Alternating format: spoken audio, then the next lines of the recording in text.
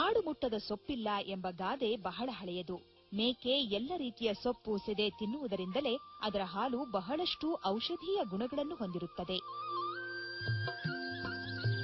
ಮೇಕೆಗಳಲ್ಲೂ ಹಲವಾರು ತಳಿಗಳಿದ್ದು, ವಿವಿಧ ತಳಿಗಳ ಮೇಕೆಗಳನ್ನು ವೈಜ್ಞಾನಿಕವಾಗಿ ಸಾಕುವಲ್ಲಿ ಮತ್ತು ತಳಿ ಅಭಿವೃದ್ಧಿ ಕೈಗೊಂಡು ಯಶಸ್ವಿಯಾಗಿದ್ದಾರೆ ಬೆಂಗಳೂರು ಉತ್ತರ ತಾಲೂಕು ಮಾರನಹಳ್ಳಿಯ ಪ್ರಗತಿಪರ ರೈತರಾದ ಅಂಜನಪ್ಪ ಅವರು. ವ್ಯವಸಾಯದ ಜಮೀನು ಅಂತೇಳಿ ನಮ್ಮ ಪೂರ್ವಿಕರು ನಮಗೆ ಅಂತ ನಮ್ಮ ತಂದೆ ತಾಯಿಗೆ ಬಿಟ್ಟೋದಂತ ಆಸೆ ಸುಮಾರು ಒಂದು 15 ಎಕರೆ ಜಮೀನು ನಮಗೆ ಇತ್ತು. ಅದರಲ್ಲಿ ಈಗ ನಾವು ಒಂದು 6 ಎಕರೆ ಜಮೀನಲ್ಲಿ ಬೋರ್ವೆಲ್ ಅನ್ನ ಅಳವಡಿಸಿ ಅದರಲ್ಲಿ ಹೈನುಗಾರಿಕೆ ಮತ್ತೆ ಕೃಷಿ ಸಂಬಂಧಪಟ್ಟಂಗೆ ಇತರೆ ಬೆಳೆಗಳನ್ನ ಬೆಳ್ಕೊಳ್ಳೋದ್ರ ಜೊತೆಗೆ ಮೇಕೆ ಸಾಕಾಣಿಕೆ ಮತ್ತು ಕುರಿ ಸಾಕಾಣಿಕೆಯನ್ನು ಸಹ ನಾವು ಮಾಡ್ತಾ ಇದ್ದೀವಿ.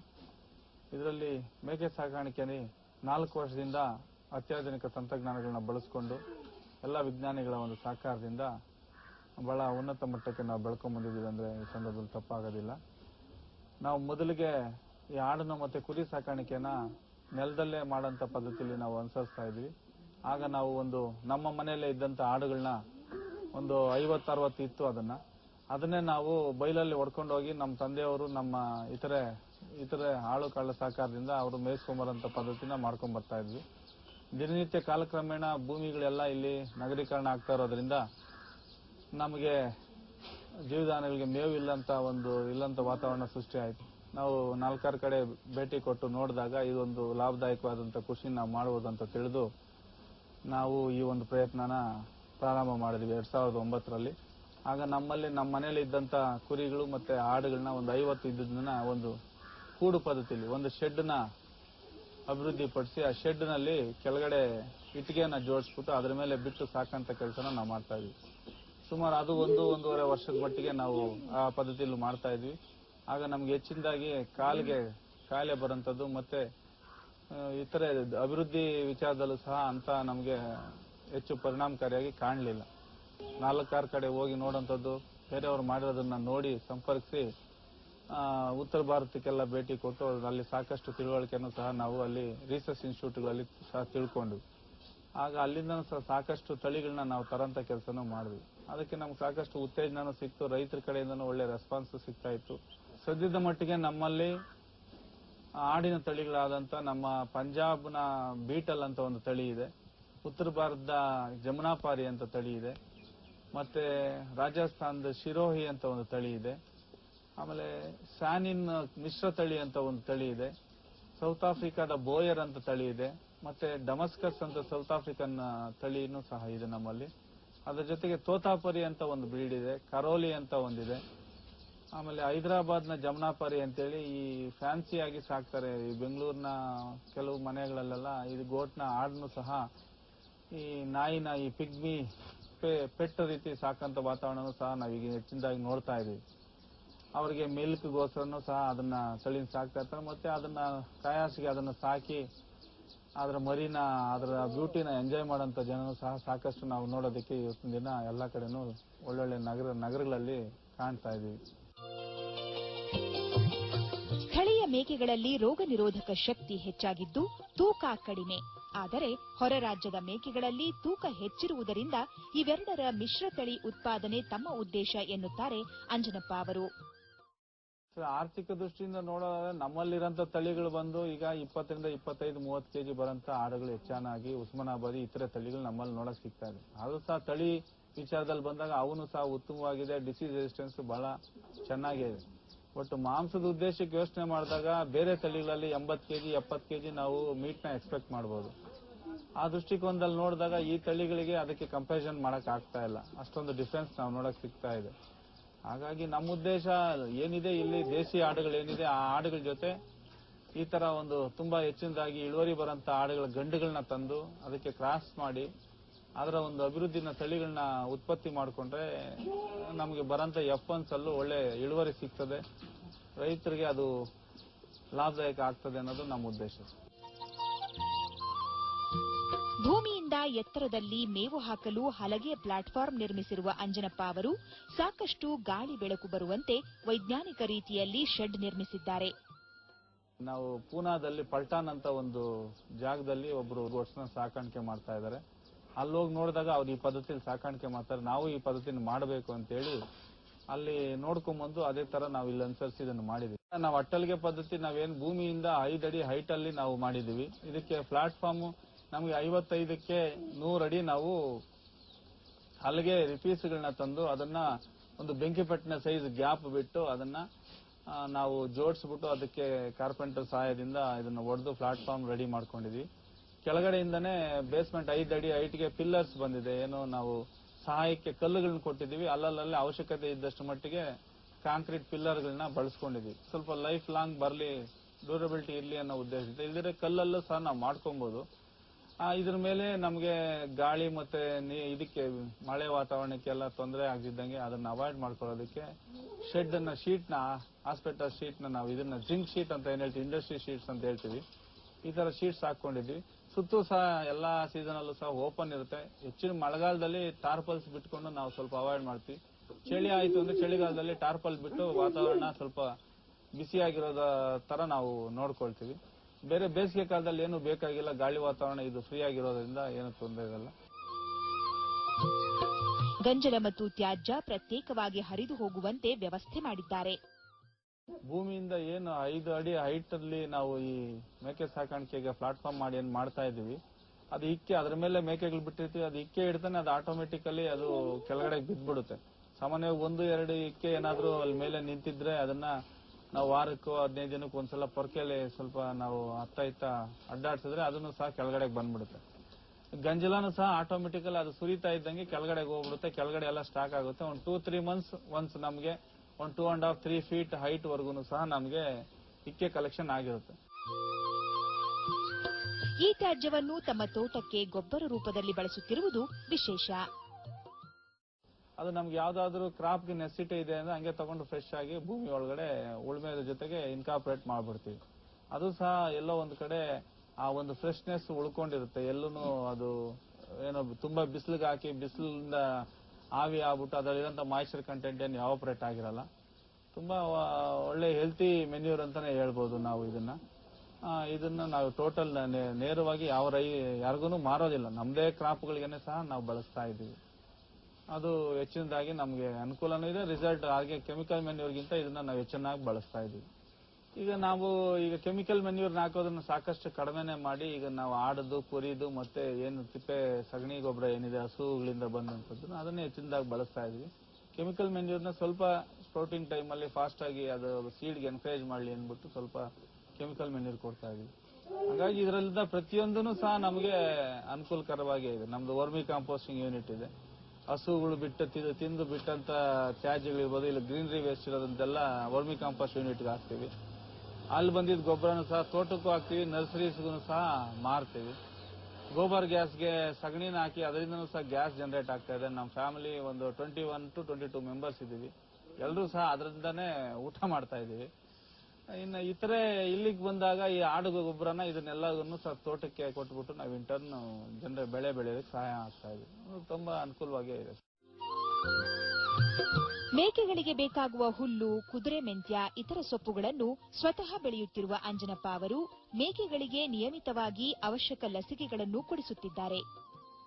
ನಮ್ಮಲ್ಲಿ ಈಗ ಮೇವಿಗೆ ಅಂತ ಅಂದ್ಬಿಟ್ಟೆ ನಾವು ಈ 5 ಎಕರೆ ಜಮೀನಿನಲ್ಲಿ ಲೂಸನ್ ಬೆಳ್ಕೊಂತ ಇದೀವಿ. ಕುದುರೆ ಮಸಾಲ ಅಂತ ಏನ್ ಹೇಳ್ತೀವಿ, ಆಮೇಲೆ ಬೇಲಿ ಮಸಾಲ ಎಜ್ ಲೂಸನ್ ಅಂತ ಹೇಳ್ತೀವಿ, ಮತ್ತೆ ಮಲ್ಬರಿ ಒಂದು ಅರ್ಧ ಎಕರೆ ಇದೆ, ನೇಪಿಯರ್ ಗ್ರಾಸಸ್ ಇದೆ.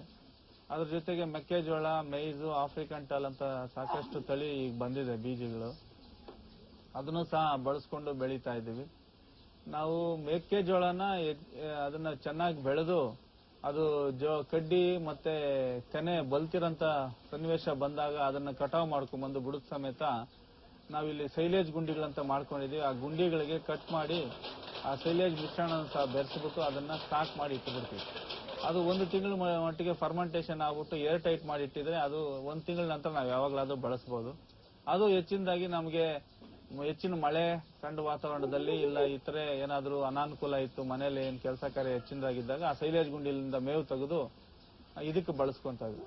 ಬಟ್ ಸೈಲೇಜ್ ಮೇವು ನಾವು ಕಂಡಂತ ವಾತಾವರಣದಲ್ಲಿ ಕುರಿಗಳಿಗೆ ಚೆನ್ನಾಗಿ ಆಗಿ ಬರ್ತಾ ಇದೆ, ಮೇಕೆಗಳಿಗೆ ಅಂತ ಅಕ್ಸೆಪ್ಟೆನ್ಸ್ ಇಲ್ಲ. ಹಾಗಾಗಿ ನಾವು ಹೆಚ್ಚಿನದಾಗ ಹಸಿರು ಮೇವುಗಳನ್ನೇ ನಾವು ಕೊಡ್ತಾ ಇದೀವಿ. ಹಸಿರು ಮೇವು ಕೊಡೋದ್ರಿಂದ ತುಂಬಾನೇ ಅನುಕೂಲ ಆಗ್ತದೆ ಅಂತ ನಮ್ಮ ಆಸೆ. ನಾವು ಒಂದು ಅನಿಮಲ್ಗೆ ಒಂದು 250 ಗ್ರಾಮ್ಸ್ ವರೆಗೂ ಡೈಲಿ ಲೂಸಾನ್ ಕೊಡ್ತಾ ಇದೀವಿ. ಈಗ ವ್ಯಾಕ್ಸಿನೇಷನ್ ವಿಚಾರಕ್ಕೆ ಬಂದಾಗ ಇಲ್ಲಿ ರೆಗ್ಯುಲರ್ ಆಗಿ ಸರ್ಕಾರಿ ಆಸ್ಪತ್ರೆ, ವೆಟರ್ನರಿ ಆಸ್ಪತ್ರೆ ಡಾಕ್ಟರ್ ಸಹ ರೆಗ್ಯುಲರ್ ಆಗಿ ನಮ್ಮಲ್ಲಿ ವಿಸಿಟ್ ಮಾಡ್ತಾ ಇರ್ತಾರೆ.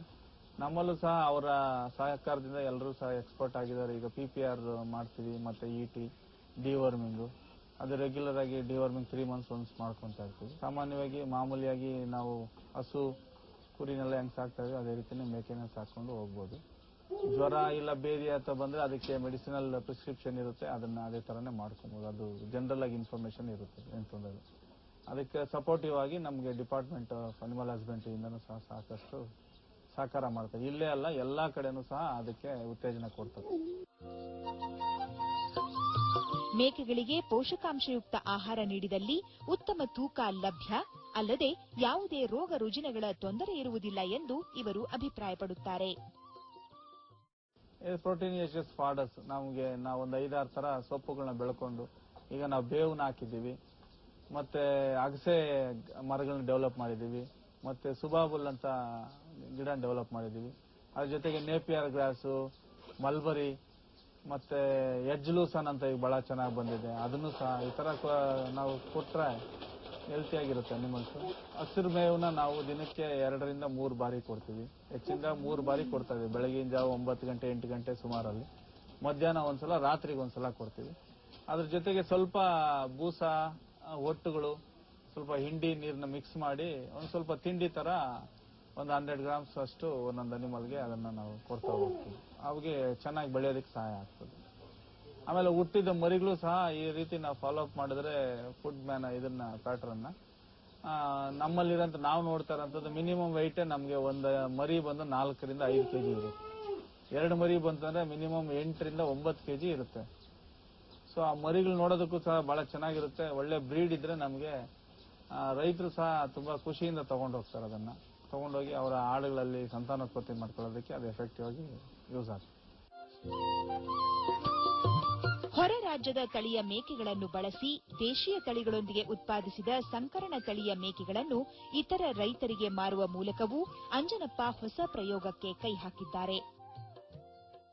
ಇಲ್ಲಿ ಒಂದು ವಿಶೇಷ ಏನಪ್ಪಾ ಅಂದ್ರೆ, ನಮಗೆ ಅಗ್ರಿಕಲ್ಚರ್ ಡಿಪಾರ್ಟ್ಮೆಂಟ್ ಅಲ್ಲಿ ಕುರಿ ಬಗ್ಗೆ ಸ್ವಲ್ಪ ಮಾಹಿತಿ ಸಿಕ್ಕಿ, ಕುರಿಗೆ ರಾಂಬುಲೆ ತಳಿನ ಒಂದ್ ಸ್ವಲ್ಪ ಗಂಡನ ಶೀಪ್ ಬೋರ್ಡ್ ಇಂದ ನಮಗೆ ಒಂದೊಂದು ಗಂಡು ಕುರಿನ ಕೊಡ್ತಾ ಇದ್ರು. ಬಟ್ ಮೇಕೆಗೆ ಆ ರೀತಿ ಸಪೋರ್ಟಿವ್ ಆಗಿ ಏನಿರ್ಲಿಲ್ಲ. ನಾವು ಕೆಲಸ ಇಲ್ದಿದ್ದ ದಿನಗಳಲ್ಲಿ ಈ ರೀತಿ ಯೋಚನೆ ಮಾಡಿದಾಗ ನಾವೇನಾದ್ರೂ ಒಂದ್ ಸ್ವಲ್ಪ ಅರ್ನ್ ಮಾಡಿ ರೈತರಿಗೆ ಏನಾದ್ರು ಸರ್ವಿಸ್ ಮಾಡಬಹುದು ಅಂತ ಒಂದು ಯೋಚನೆ ಮಾಡಿದಾಗ ನಮಗೆ ಇದೊಂದು ಕಂಡು ಬಂತು. ನಾವು ನಾರ್ತ್ ಇಂಡಿಯಾ ಎಲ್ಲ ಪರ್ಯಟನೆ ಮಾಡಿದ್ವಿ. ಅಲ್ಲೆಲ್ಲ ಆಡುಗಳನ್ನ ನಾವು ಪ್ರತಿಯೊಂದು ಸ್ಟೇಟ್ ಅಲ್ಲೂ ಒಂದೊಂದು ಸ್ಪೆಷಾಲಿಟಿ ಇದೆ. ಸುಮಾರು ನಮ್ಮ ದೇಶದಲ್ಲಿ ಒಂದು 20 ರಿಂದ 30 ತಳಿಯಷ್ಟು ಆಡುಗಳು ಸಿಗುತ್ತೆ. ಪ್ರಪಂಚದಲ್ಲಿ ಯಾವ ದೇಶದಲ್ಲೂ ಸಹ ಇಷ್ಟೊಂದು ತಳಿಗಳು ಸಿಗೋದಿಲ್ಲ. ಬಟ್ ಇಲ್ಲಿ ದೇಸಿ ತಳಿಗಳು ಬಂದು 25-30 kg ಮ್ಯಾಕ್ಸಿಮಮ್ ಅದ್ರ ಮೇಲೆ ಹೋಗ್ತಾ ಇಲ್ಲ. ಹಂಗಾಗಿ ಆ ಆಡುಗಳನ್ನ ಇದನ್ನು ಸಹ ಉತ್ತೇಜನ ಕೊಟ್ಟಂಗ ಆಗುತ್ತೆ. ಆ ಆಡುಗಳನ್ನ ತಂದು ನಾವಿಲ್ಲಿ ಸಾಕಿ ಆ ಆಡಿಲ್ಲಿ ಹೊಂದ್ಕೊಳ್ಳುತ್ತಾ ಈ ವಾತಾವರಣಕ್ಕೆ ಅಂತ ಯೋಚನೆ ಮಾಡಿ ನಾವು ಅದರಿಂದ ಬಂದ ಮರಿಗಳನ್ನ ಮಾತ್ರ ರೈತರಿಗೆ ರೆಕಮೆಂಡ್ ಮಾಡ್ತಾ ಇದೀವಿ. ದೊಡ್ಡವಾದಂತ ಪ್ರಾಣಿಗಳನ್ನ ನಾವ್ ಯಾರಿಗೂ ರೈತರಿಗೆ ರೆಕಮೆಂಡ್ ಮಾಡಲ್ಲ. ಯಾಕಂದ್ರೆ ಯಾವ ತರ ಡಿಸೀಸ್ ಇರುತ್ತೋ ಏನಿರುತ್ತೋ ಅದು ಎಲ್ಲಿಂದ ತಂದಿರ್ತಾರೋ ಗೊತ್ತಿರಲ್ಲ. ನಾವು ಮರಿನ ಮಾತ್ರ ರೆಕಮೆಂಡ್ ಮಾಡಿ ಅದು ಮರಿಗೆ ನಾಮಿನಲ್ ಆಗಿ ಚಾರ್ಜ್ ಮಾಡ್ತೀವಿ. ಒಂದು ಮರಿ ಗಂಡು ಮರಿ ಇದ್ರೆ ಒಂದು 6 ರಿಂದ 7,000 8,000. ಬರ್ತ್ ವೈಟ್ ಚೆನ್ನಾಗಿದ್ದು ತುಂಬಾ ನೋಡೋದಕ್ಕೆ ಹೆಲ್ತಿ ಆಗಿದೆ ಅಂದ್ರೆ ಅದು ನಮಗೆ 1,000-2,000 ಜಾಸ್ತಿನೇ ಸಿಗುತ್ತೆ. ಸ್ವಲ್ಪ ನಾಮಿನಲ್ ಆಗಿ 4.25 kg 5 kg ವೈಟ್ ಇತ್ತು ಬೈ ಬರ್ತ್, ಅದು ಬೆಳೀತಾ ಒಂದು 1-2-3 months ಅಲ್ಲಿ ಒಂದು 10 to 15 kilos ವರೆಗೂ ಬಂದ್ಬಿಡುತ್ತೆ. ನಮಗೆ ಆಲ್ಮೋಸ್ಟ್ ಒಂದು 6,000 ರಿಂದ 8,000 ರೂಪಾಯಿವರೆಗೂ ಒಂದೊಂದು ಮರಿ ಸಿಗುತ್ತೆ. ಒಂದು 4-5 years ಅಲ್ಲಿ ಇದು almost it gains weight more than 80 to 90 kilos. So end of the day ಅವ್ರಿಗೆ ನಾವು 350 ರೂಪಾಯಿ ಮೀಟ್ ಕ್ಯಾಲ್ಕುಲೇಟ್ ಮಾಡ್ತೀವಿ ಅಂದ್ರೆ ಒಂದು 65-70 kg ಮೀಟ್ ಸಿಗ್ಬೋದು.